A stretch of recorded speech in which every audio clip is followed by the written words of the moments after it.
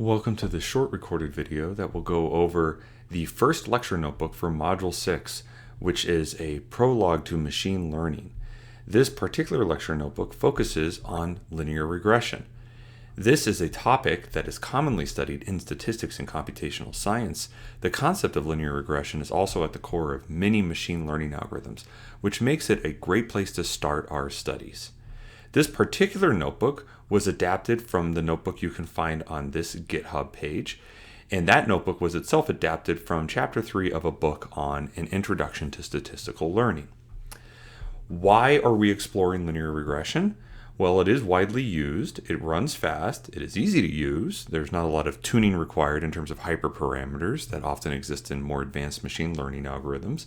It is highly interpretable, which is not true for many machine learning algorithms, and it is the basis for many other methods. For example, we will see how artificial neurons are related to linear regression in the next lecture notebook. The library we use is scikit-learn, which you can click on here to get kind of a tour of what's going on with scikit-learn. So we've used NumPy and matplotlib quite a bit. Scikit-learn is a great introductory package to get familiar with when you're first starting machine learning, because it's fairly easy to use and it has some great tutorials. We'll learn a bit about scikit-learn in this module, but you could really devote an entire course to this library and still only be scratching the surface of what it has to offer. It is a good module for you to focus most of your energy attention on as you learn machine learning and data science, since it provides a lot of the functionality for the types of machine learning algorithms that you would in general need to use. There are plenty of more advanced libraries like TensorFlow and PyTorch, but you generally would probably go to those after you've become a bit more of an expert in Python. We do a targeted dive into classifiers available within scikit-learn in the Part B lecture notebook, which we do not have time to cover in this class, but I've prepared it and provided it as part of the extra course materials that I'll give at the end of the course. So just for those that want to do some further study, that should help kind of ease you into seeing what scikit-learn has to offer. So the first thing to do in this lecture notebook is to make sure to import pandas as PD and matplotlib, because we'll be doing some plotting. And I'm just going to kind of go right into it. This video will appear here when I'm done making it. So the first thing we're going to do is read in our data from a CSV file. So we're going to look at some data, ask some questions about that data, and then use linear regression to help us answer those questions so that we can see how to start making models out of data, which is a big thing that you do in machine learning and in statistics. So this advertising data is a CSV file. Notice we're doing read CSV, so this is not read HTML. So this data file is provided on Canvas. You need to upload it onto the hub into the same directory, to the same subfolder as you have this notebook in order for this line of code to work. So I read it in, and now you can get a big picture view of the data frame by just looking at it. So it's showing, the idea is showing if you have a certain amount of dollars spent on TV, radio, or newspaper advertising in a different market, and there's 200 markets, how many sales were generated based on that spending of advertising. So here's just the first 5 rows. That's just giving the head. So this is, we're manipulating a data frame or just looking at it, which is something that we saw in Module 5. So the features of this data are, like I said, TV, which is advertising dollars spent on TV for a single product in a given market. We'll assume that that is in thousands of dollars. So $230,000 spent on TV. And then advertising dollars spent on radio is the radio column. So like about 38,000 in that first market here, and about $69,000 spent on newspapers. And then we're assuming that this generated sales in terms of actually this is not in dollars here, this is just in the number of products sold. So there were 22,000 widgets. We'll just say the product is a widget and you're selling 22,000 widgets if you have this advertising budget in market 1, and if you had this advertising budget in market 2, it resulted in 10.4 thousand sales of the widgets. So that's the response variable, is the sales. So features, response. We can look at the shape of the data frame. We see it's 200 by 4. Well, that makes sense. There's 4 columns. 3 of them are features, feature variables, or you might also call them predictor variables. And then there's this response variable that is sales. There are 200 observations. That's all the number of rows that we see here, and that's also shown in this shape. So that means there's 200 different markets in this data set. So we can visualize the relationship between the features and the response using scatter plots.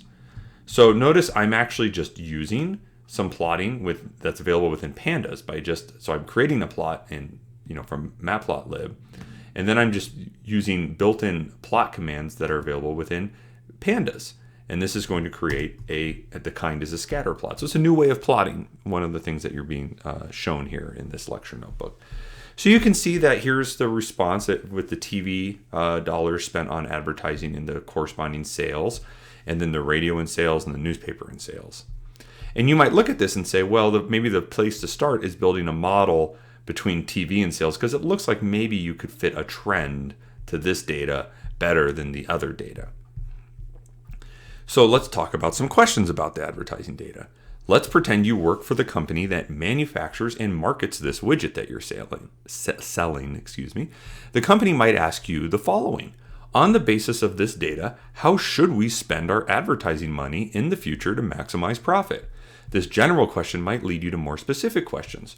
Is there even a relationship between ads and sales? How strong is that relationship? Which ad types contribute to sales? What is the effect of each ad type of sales? Given ad spending in a particular market, can sales be predicted? These are all excellent questions, and we will explore some of these questions below. So simple linear regression is an approach for predicting a quantitative response using a single feature, which again is sometimes called a predictor or input variable, depending on the discipline. Usually statisticians will call them predictor variables. Data scientists will call them features. It takes the following form. Y equals beta naught plus beta sub 1 times x. What do those terms mean? Well, y is the response, so in this case it would be sales. X is the feature, so that would be advertising if we used a specific type of advertising, either the TV advertising, the radio advertising, or the newspaper advertising dollars spent. Beta naught is the intercept of this linear relationship that you're trying to discover between the variable x and the variable y, and beta 1 is the coefficient for x, which will give the slope of the line. Together, beta naught and beta 1 are called the model coefficients. To create your model, you must learn the values of these coefficients from the data. And once we've learned these coefficients, we can use the model to predict sales. So estimating model coefficients is also called learning model coefficients. It's a data-driven process. Generally speaking, the coefficients are estimated using what's called a least squares criteria. In computational math and science and in optimization, we often refer to least squares. In statistics, I'll often refer to it as regression. This means we find the line mathematically, which minimizes the sum of squared residuals or sum of squared errors. Pictorially, this is what it means. We're looking for a line that fits through the data like a line of best fit. And if you look at each of the data points and you computed its residual, which meant its distance, like for that fixed x value, from the actual line. So the line would predict the y value to be perhaps here, but the actual data was here. And then the line would predict again the data here for a value of x, yet the actual data was here. And so to figure out the line of best fit, you would minimize the sum square of residuals, ss underscore residuals, sum square of residuals. And you would take, let's say, the model prediction, yi hat, which is evaluating the line, minus y sub I, which is the observed result. Those would be the dots. You would square all of those up, sum it up. That's this notation here. This just means sum all of the n data, assuming you have n data points. And then you would minimize it. And then you would realize, well, the model prediction is a function of whatever beta naught and beta 1 you would have, and you'd be trying to minimize that. Well, how do you do that? You could take a derivative and try to find where that's equal to 0. What coefficients make that derivative equal to 0? That goes back to things we saw in Module 4 involving root finding and optimization and how they're related. Okay, so there's some other, you can read this over here. I basically kind of described all the material in there in terms of the elements that are present in these diagrams. And we need to figure everything out. So there's this description of the values. So we're looking for this line given by an intercept, which is the beta naught value, and a beta 1, which is the rise over run, the slope of a line. So to estimate the model coefficients for sales as a function of TV advertising data using linear regression, we will use scikit-learn. So I provide a link here to the scikit-learn linear regression function method that you can use. It's actually an object. It creates an object. So this follows a very familiar pattern that you'll see in all of machine learning packages that you might use. So the first thing we do is actually create our X and Y data. We're just going to use the notation given above, X and Y, just to make things very straightforward and in line with what was explained above. So our X will be our feature data. So we're going to grab the TV data. That will be the feature columns we care about. We'll create that X data, and the Y data, the response is the sales. So we run this, and now we have the X and Y variables stored. Now we want to follow the usual scikit-learning pattern for running any kind of machine learning model on here. So from the linear model subpackage within scikit-learn, sklearn, we've imported the scikit-learn as sklearn. We are going to import linear regression. Okay, so actually I should say this is from sklearn, scikit-learn dot linear underscore model. We import the function linear regression, which is kind of like when we imported like random number generators from the random subpackage of NumPy back in module 2.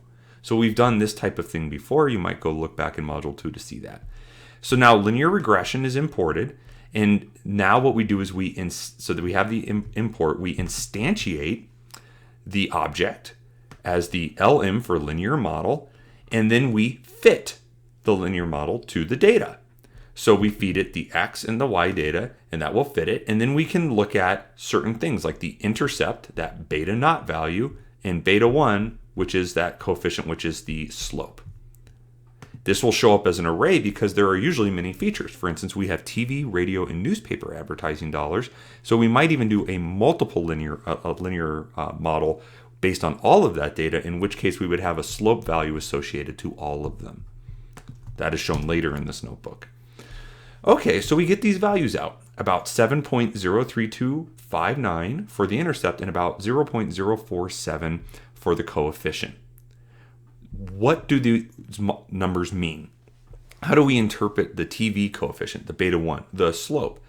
A unit increase in TV ad spending, which means an additional $1,000 of spending TV ads, seems to result in is associated with a 0.047537 unit increase in sales. So in other words, if you spent $1,000 on TV ads, you would get an increase in sales of 47.537 widgets. So excuse me, if this is in dollars, and then we're doing it in thousands, so that's how it means. You have to scale it. Notice that if an increase in TV ad spending was associated with a decrease in sales, this would actually be negative, which meant maybe like the commercial that was made was really bad and it turned people off the product. If that was the case, perhaps beta 1 would be negative. So now we can use the model for prediction. Let's say there was a new market where the TV advertising spend was $50,000. What would we predict for the sales in that market? Well, according to our model and these numbers that are taken from above, this would be the value of Y. We would take the intercept value, which is how many sales you would have if you did no advertising, and then we would add to it 50 times 0.047537. So if we run this and we do a manual calculation, we see 9.409, which means we would predict sales of 9,409 widgets in that market. Of course, we can also use the linear model to make the prediction. This was a manual calculation, but in order to have the model make the prediction for us, we need to get data in the right format. So we're going to use NumPy to do that. We're importing NumPy as NP. We're going to create our prediction array of our predictor variables, our features.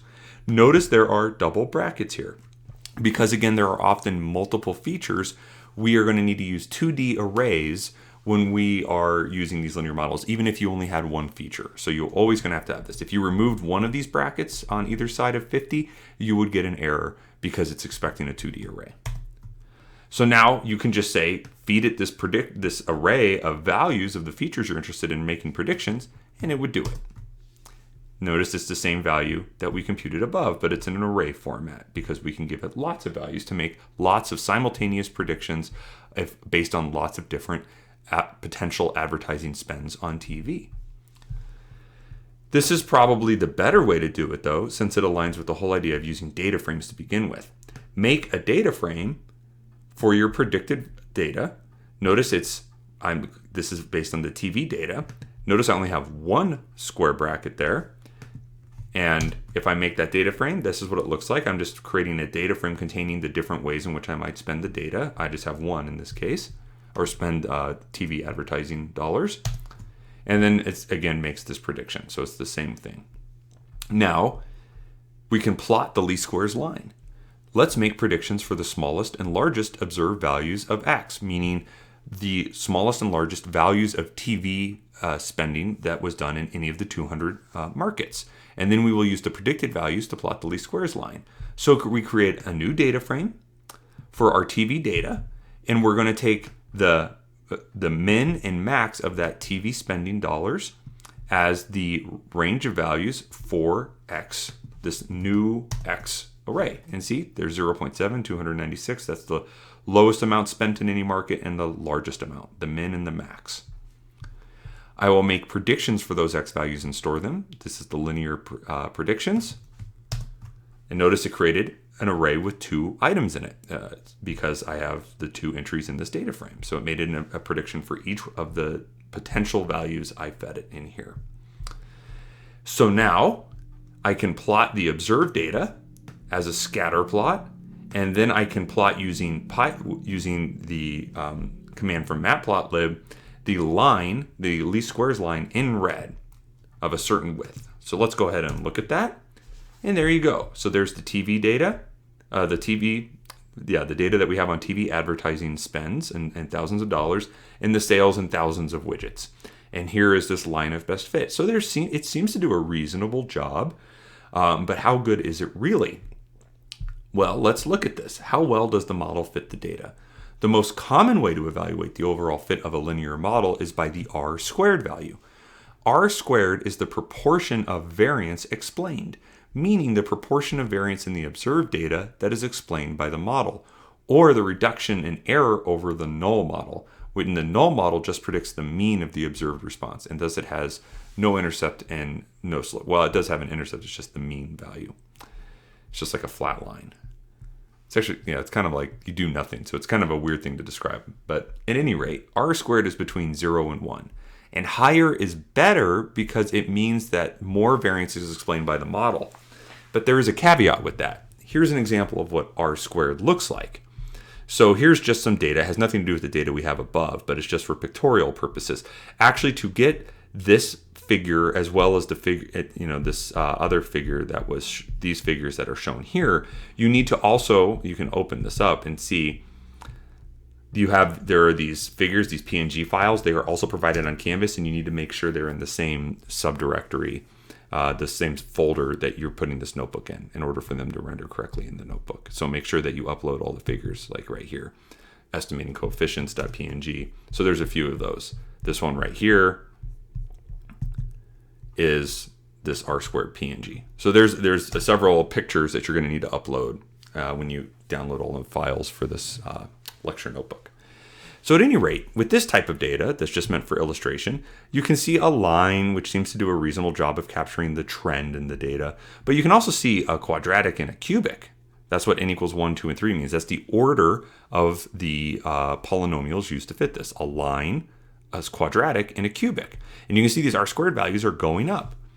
So you can see that the blue line, which is the linear line, explains some of the variance in the data. The R squared value is 0.54, and it actually doesn't seem that bad when you look at the overall trend of the data. The green line, though, does explain more of the variance because the R squared value is higher, it's 0.64. The red line, which is the cubic, explains even more. It has an R squared value of 0.66. But does the red line look like it's maybe overfitting? Does that seems like it's maybe following the data too closely and not actually capturing like the macro trends of the data? So that's one of the things you have to start worrying about if you use higher and higher order models like higher order polynomials, is that you can get a great R squared value, but you've really overfit to the data, and then it's not going to do a good job on predicting data that it hasn't that's new, that it hasn't been trained on. So let's calculate the R squared value for our simple linear model using the score method. So it's 0.6118. Now, is that a good R squared value? It's kind of hard to say. The threshold for a good R squared value depends widely on the domain, the application, the data that you're working with. So it's usually more useful as a tool for comparing different models. Let's try some higher order polynomial models in the following activity and compare it to the linear model.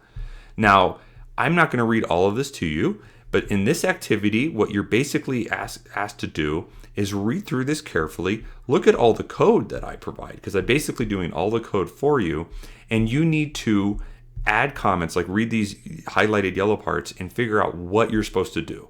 So I'm just going to start fitting higher order, like a quadratic and higher order polynomials to the data. And I'm going to show you how to do that. But I even ask you to say, after I do it with the quadratic, you should try something silly like a 6th or 10th order, and then just see, like, do you think that this fits the data better?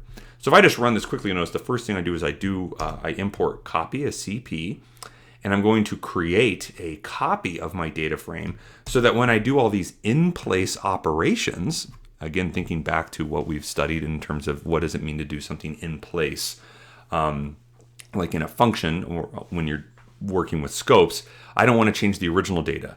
I want to just work with a new data set. So I need to create a copy of it so that I'm not messing with the original data.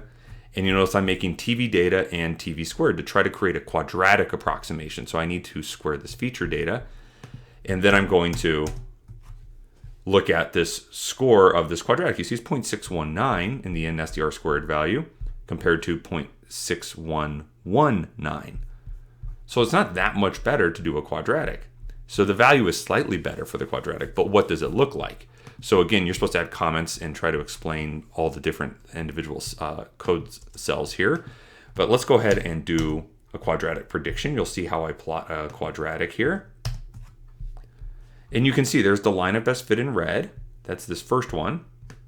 That's based on my linear predictions. And now there's my quadratic predictions, where I've used the model to make those quadratic predictions. And you see there's a little bow, like it kind of just has a little bit more nonlinearity, but not much. It's still mostly linear. So it's kind of, was it worth it?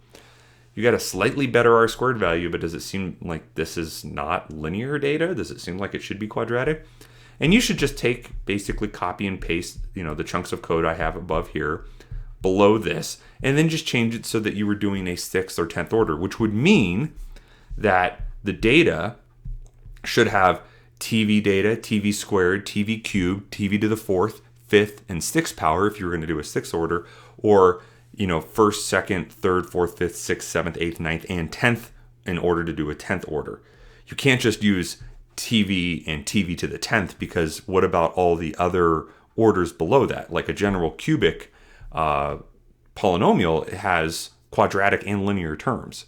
So you need all the order terms there. So that's something, in this activity, to do it correctly, you need to make sure that you include all the TV data raised to the various powers less than or equal to the 6th or the 10th, whatever you decide to do. So now multiple linear regression is basically just simple linear regression extended to multiple features. So now our model looks like y equals beta naught plus beta 1 x1 plus beta 2 x2, so on out to the n features, beta n x to the n.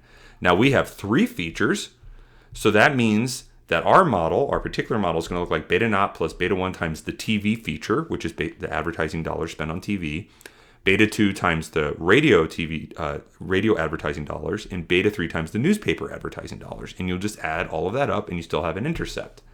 So we estimate all of these coefficients below. So now look, the feature columns, instead of just being TV, there's 3 of them. I'm using an uppercase X because it's now a matrix, and I like to use uppercase values for matrices or multidimensional arrays. And then my Y data is still the sales, but nothing changes. For this multiple linear model, then all I'm going to do is instantiate the linear regression, and I'm going to fit it to this X data. Again, it's capital X here because I just use capital X there. You don't have to, but I'm just doing that to maintain what the little x meant above. And now when I run this, so notice how different the intercept is. Before it was 7 something, I believe. Now it's 2.93. And look at these 3 different values, because you have the slope of the TV advertising dollars spent, the slope associated with the radio, and the slope associated with the newspaper. That's the beta 1, beta 2, and beta 3. How do we interpret all of these coefficients? For a given amount of radio and newspaper ad spending, an increase of $1,000 in TV ad spending is associated with an increase in sales of 45.765 widgets, because all the units were in thousands again. That interprets the first coefficient. How would you interpret these other coefficients? And notice this one is negative. That's a question for you to answer. Now, feature selection. How should we decide which features to include in a linear model to balance simplicity with the goodness of fit?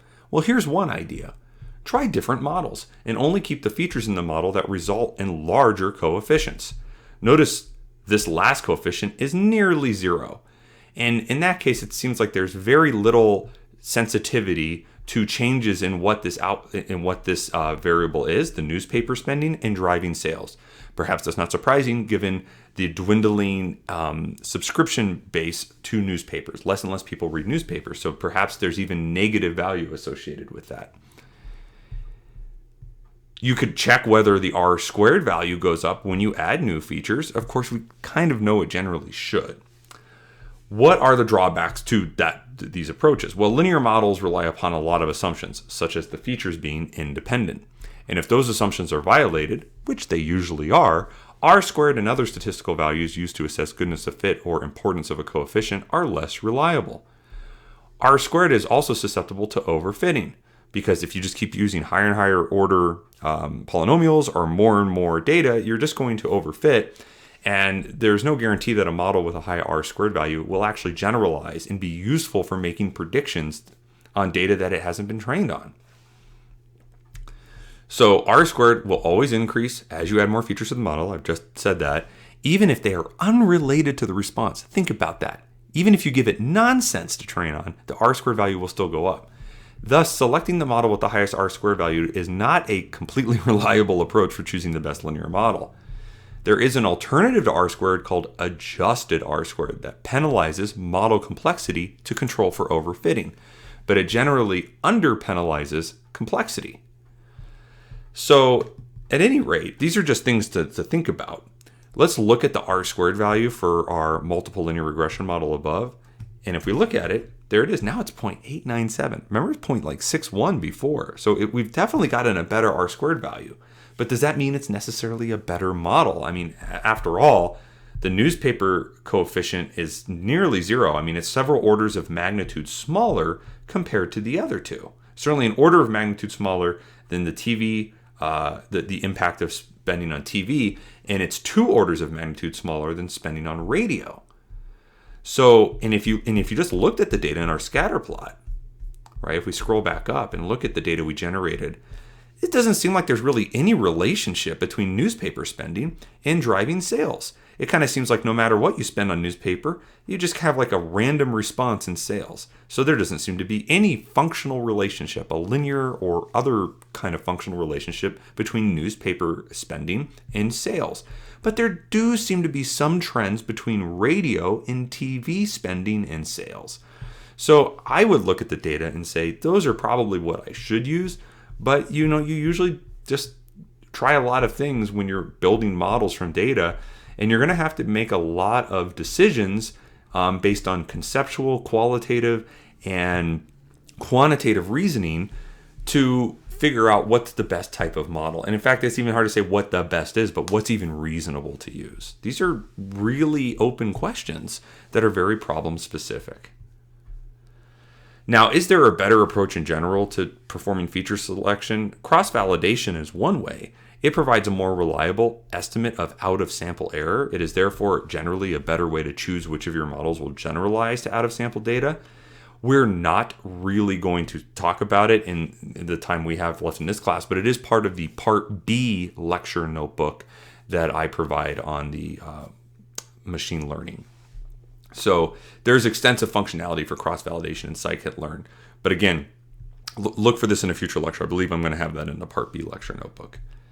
So in this activity, this is a good one, is handling categorical predictors with categories. So far, all of our predictor variables, our features, have been numerical. Dollars spent on different types of advertising, newspaper, internet, or what was it? Newspaper, radio, and TV. There was no internet spending. So what you should do in this section, so I'm not, in the interest of time, I'm not going to do it because I have it well documented here, is you should read through this very carefully and look for the highlighted questions and problems that you need to answer. And what I'm going to show you is what happens when certain predictor variables are categorical. Like, what if the market where you were advertising was a small or large market? Like, it could be an or urban or rural area. How do you handle that? So this is all here. Like, I have suburban and urban, or you can make, like there's rural, suburban, and urban.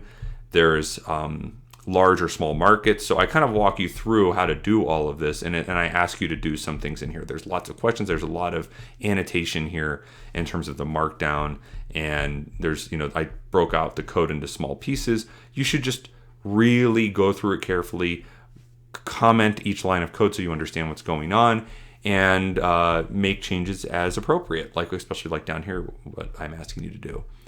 So that's about it. I just want to end this lecture with saying what we didn't cover. We are not talking about collinearity. You could look up what that means. We're not talking about that. We're kind of not really diagnosing model fit too much. We've talked a little bit of R-squared, but we haven't gone too deep into it. Transforming predictors to fit non-linear relationships. So it's all linear regression. Even though we had quadratics and polynomials, which are nonlinear functions, the relationship to the coefficients was always linear. Interaction terms, like what happens if like the TV and the radio spending are interacting. So if somebody sees both a TV and a radio ad, then that impacts their decision to buy the widget more than if they just see one individually. And how would you account for that? So that's like an interaction term. Assumptions of the linear regression, we didn't get much into that. There's a whole bunch more. I mean, you really need to take a whole statistics course to understand everything involving regression. In fact, we have a class on applied regression I highly recommend people take. So you could go very deep into linear regression, learn how to apply it really, really well. It's an excellent way to start your modeling process in general, is for anything that's data-driven, is start with a regression problem. But it is limited by the fact that it can only make good predictions if there is a linear relationship between the features and the response, which is why more complex models with higher variance and lower bias will often outperform linear regression. So you should understand linear regression at a conceptual level, understand some of its strengths and weaknesses, and be familiar with the terminology and know how to apply it. These are the general goals if you're going to learn it. I'm just giving you a very high-level view. That's not exactly the objective that I'm trying to accomplish here. I want you to basically have at least a superficial understanding of what's going on with regression and how to do it in Python. So we're not going to go deeper, though, because we want to go look at some things in scikit-learn in the next lecture. So for some other resources, you can go read Chapter 3 on this Introduction to Statistical Learning, from which this lesson was adapted. There's also some related videos that you can look at, or there's a quick reference guide. There's an introduction to linear regression that's more detailed and mathematically thorough. It includes a lot of good advice. There's a relatively quick post on the assumptions of linear regression here. So I recommend checking these out, taking your time, and educating yourself if you're not too familiar with linear regression, or even if you are, it might be a good refresher. And then don't forget to do a summary and just align your summary points with your examples and make sure they all work. Thanks for listening.